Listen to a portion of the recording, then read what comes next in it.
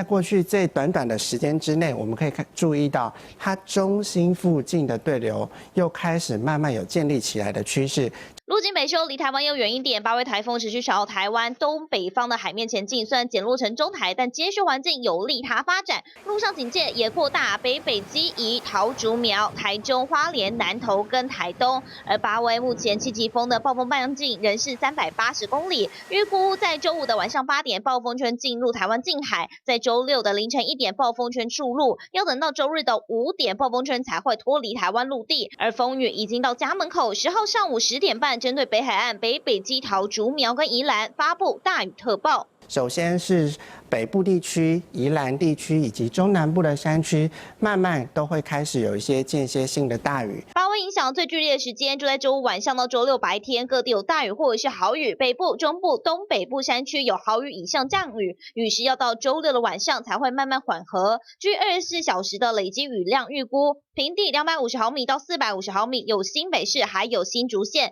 在山区累积最多可能冲上600毫米的，包含新北、桃园、新竹县、苗栗县，同时还要小心强风来袭。首当其冲的北部地区，在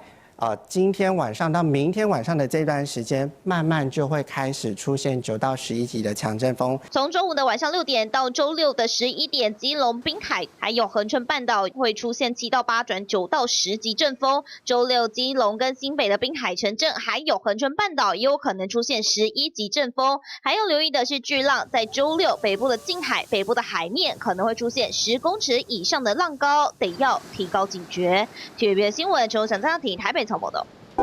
想看最完整的新闻内容，记得下载 TVBS 新闻网 APP。